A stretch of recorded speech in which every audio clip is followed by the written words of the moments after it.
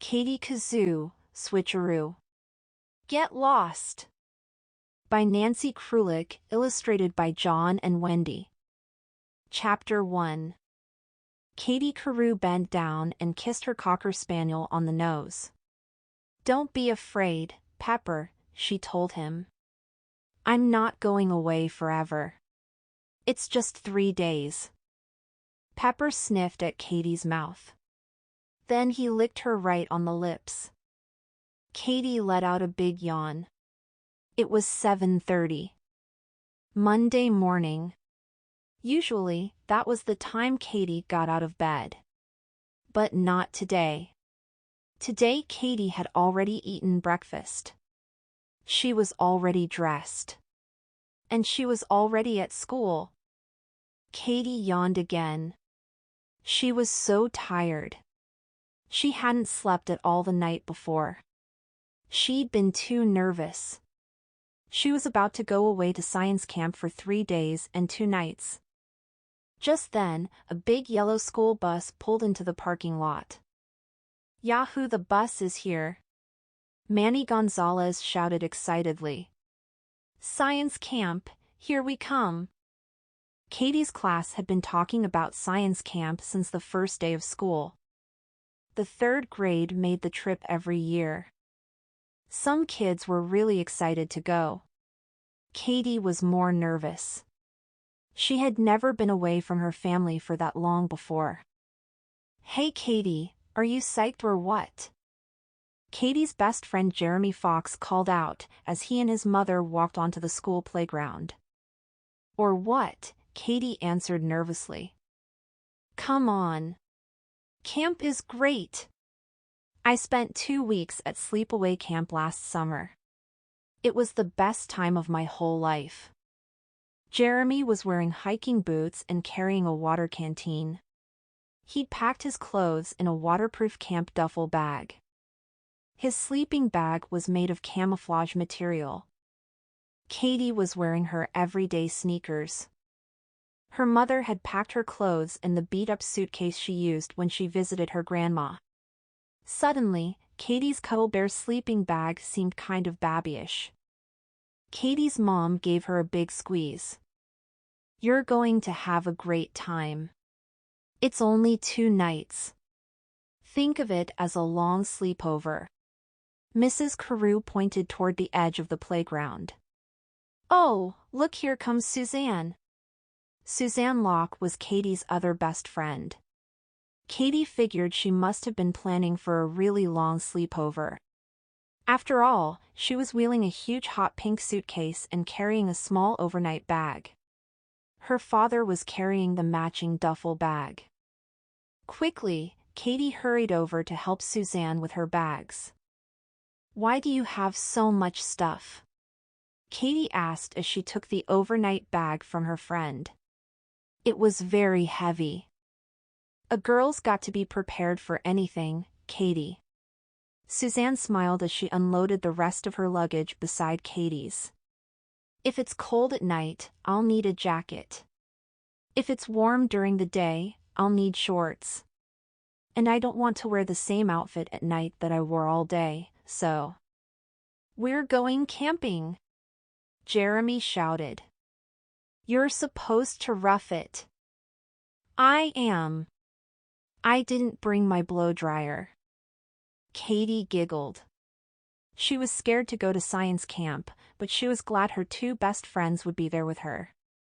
She loved them both even if they didn't always like each other. "Hey, Katie, have you seen George?" Kevin Camilleri asked as he came running over. "Manny and I have to talk to him." "I don't think he's here yet," Katie told him. "What's so important?" "It's a secret," Kevin said. "We aren't telling anyone but George." Just then, Mrs. Dirkman stepped onto the playground. Katie could hardly believe that this was her teacher. Usually, Mrs. Dirkman wore dresses and high heels. Her hair was always perfect, and she smelled like sweet perfume. But today, Mrs. Dirkman was a mess. She was wearing sweatpants and sneakers. Her hair was covered by a huge, floppy hat. Worst of all, she smelled like bug spray. Whoa! Check out Mrs. Dirkman! Kevin shouted. She looks like a regular person. A tall man with a beard and mustache walked over to Mrs. Dirkman. Here are your bags, honey, he said. Your suitcase is so heavy. What do you have in there? Bug spray, bug candles, and bug cream, Mrs. Dirkman answered. Those creatures aren't getting anywhere near me this year. Did you hear him? Kevin whispered to Katie. He called Mrs. Dirkman honey. That must be Mr. Dirkman, Katie's mom said to Mrs. Fox. He seems very nice. Katie gasped. Mrs. Dirkman's husband? We'd better go now, Mrs. Dirkman said, nervously looking at her watch. Mr. Dirkman smiled. See you in 3 days, he said. Don't let the bedbugs bite. Mrs. Dirkman's eyes bulged. Don't say that, she squawked. Then she kissed her husband on the cheek. The kids stared at their teacher in amazement. Okay, class, let's get on the bus. Mrs. Dirkman ordered her class. We have no time to waste. Katie sighed. Mrs. Dirkman still sounded like herself. Well, this is it, sweetie, said Katie's mom. Better get online. You'll stay until the bus leaves? Katie asked nervously. Her mom nodded. Of course, honey. Katie gave Pepper one last pat and then headed toward the bus. But before she could get on board, Manny started to yell. Mrs. Dirkman, we can't leave. He shouted out. George isn't here yet. The kids all looked around. Where could George Brennan be? Chapter 2. Please, Mrs. Dirkman, we have to wait. Manny begged as the class began to board the bus. Camp won't be fun without George. We still have a few minutes before all the luggage is loaded onto the bus, Mrs. Dirkman assured him. I'm sure George will be here by then. Katie found a seat near the window in the middle of the bus. Suzanne hopped into the seat beside her. Do you think George is coming? Katie asked Suzanne as the girls buckled their seat belts. I won't miss him if he doesn't. George is always telling dumb jokes, Suzanne said. Katie frowned. Sometimes Suzanne could be pretty mean. Katie liked George's jokes. They were really funny. She liked George, too. He was the one who had given Katie her extremely cool nickname Katie Kazoo. I hope we don't have to wait around all day for him, Jeremy said, as he took the seat across the aisle from Katie and Suzanne. I want to get to camp. There he is. Kevin's voice rang out from the back of the bus. Hurry up, George, he shouted through the open window.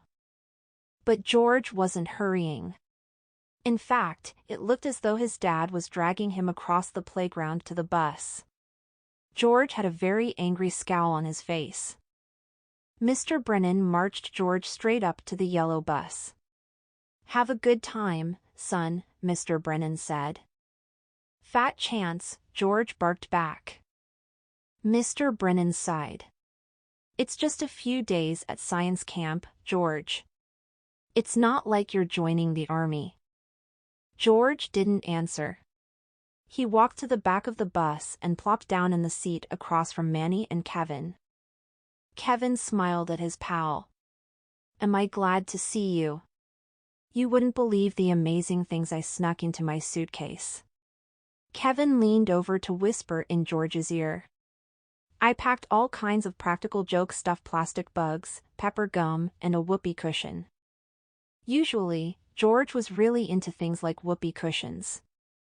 But not today. He just sat there, staring out the window with his hands crossed over his chest. Big deal, he muttered. Kevin looked surprised.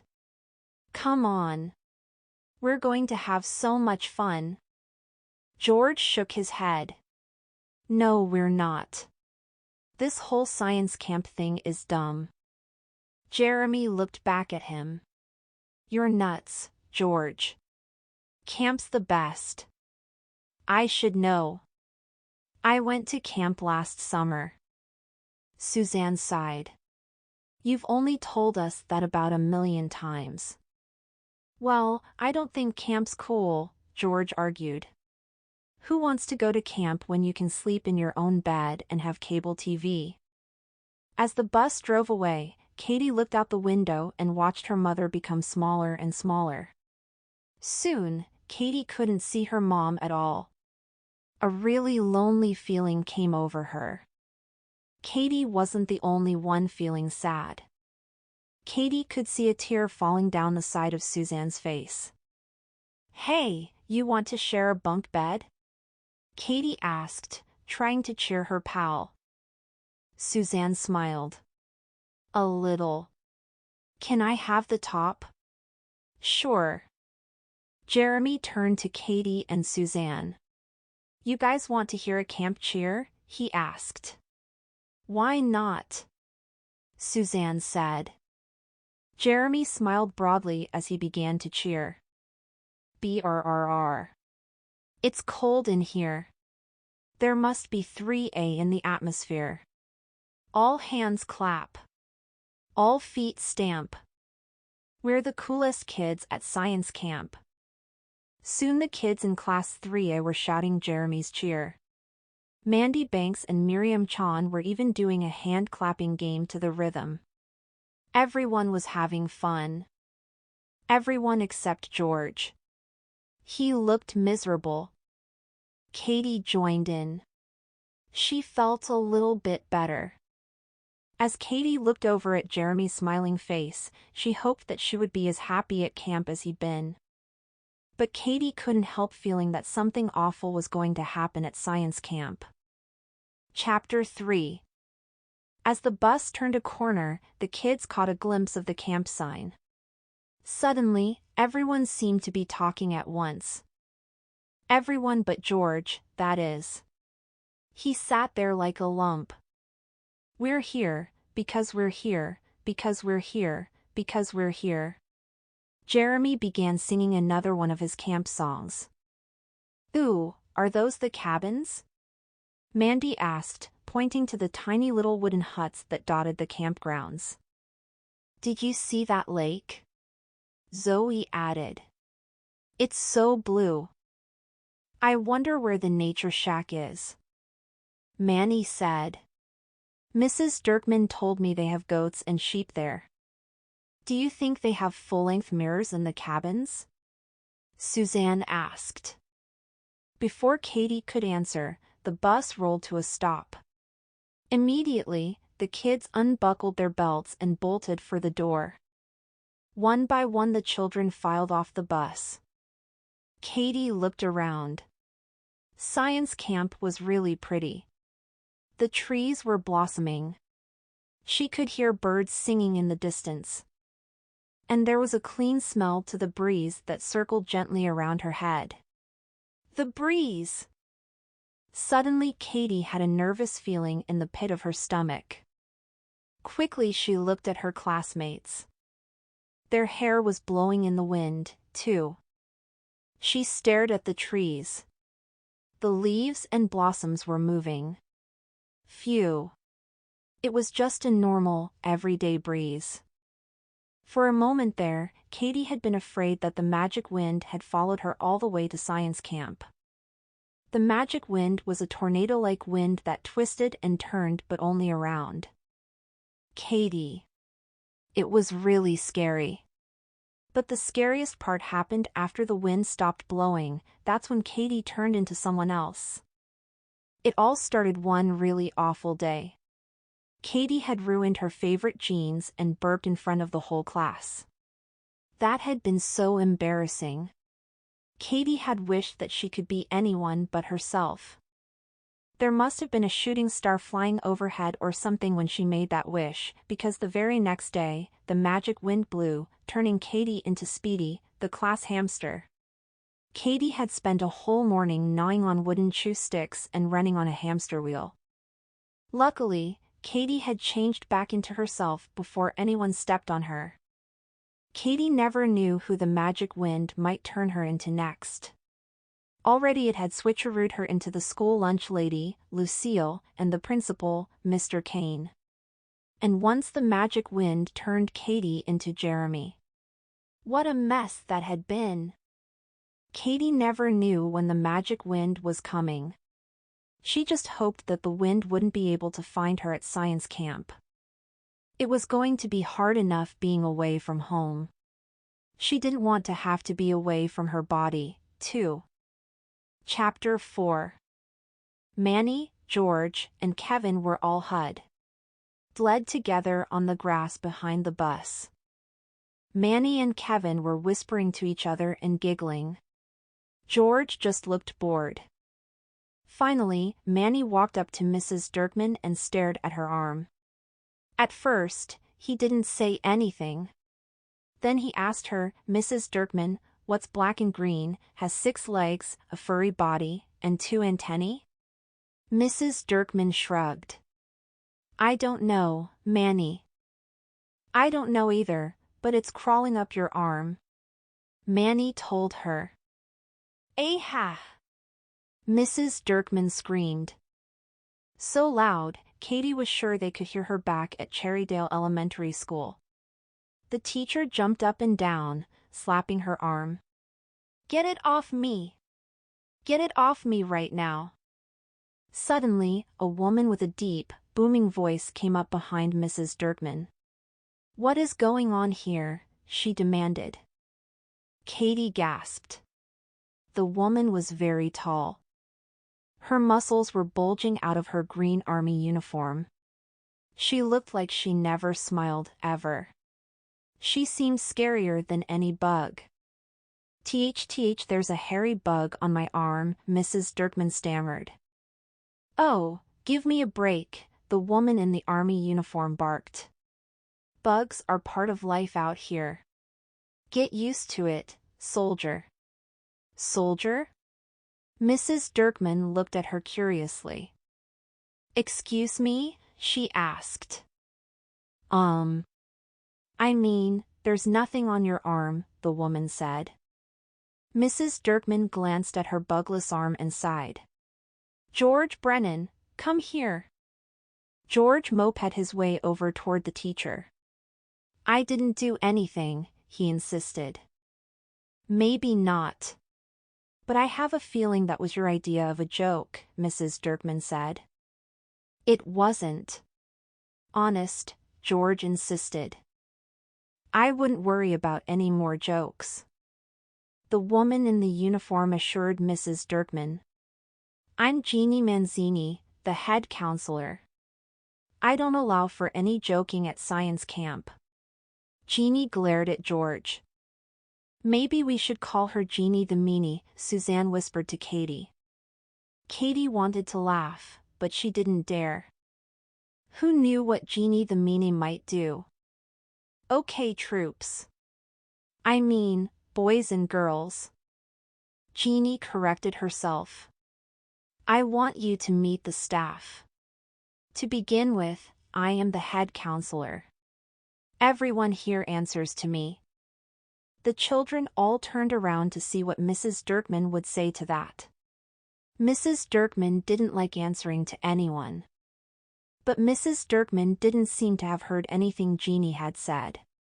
She was too busy spraying herself with bug spray. "Get off me, you miserable ant," the teacher muttered as she sprayed her sneaker. Jeannie pointed to a small woman with short brown hair and a cheery smile. "This is Tess," she said. "She runs our animal program." "Hi everyone," Tess greeted them. "I hope you will all visit the nature shack and help with the animals." Katie grinned. Tess seemed nice. And maybe visiting the animals in the nature shack would keep her from missing Pepper so much. And this is Carson, our nature arts instructor, Jeannie said, pointing to a tall, thin man wearing sunglasses and a tie-dyed t-shirt. You won't believe all the things we can create with nature's art supplies, Carson told them. We're going to have fun here, right? Right, the kids shouted back. Jeannie did not look pleased. Just then, a loud bell rang out over the campground. Okay, that means chow time. Jeannie told them. You have exactly 27 minutes for lunch. Now line up. The kids formed a straight line. March, Jeannie ordered. Hup, 2, 3, 4. Hup, 2, 3. As Katie marched toward the mess hall, she remembered what George's father had said about science camp not being the army. Mr. Brennan couldn't have been more wrong. Chapter 5. Jeannie the Meanie kept the kids moving all day long. They went from morning to night without a rest. Some of the activities like making beeswax candles and feeding the animals were kind of fun. But Jeannie never once let the kids forget that science camp was part of school. She made them carry notebooks and pencils everywhere so they could take notes on what they learned. I'm exhausted, Katie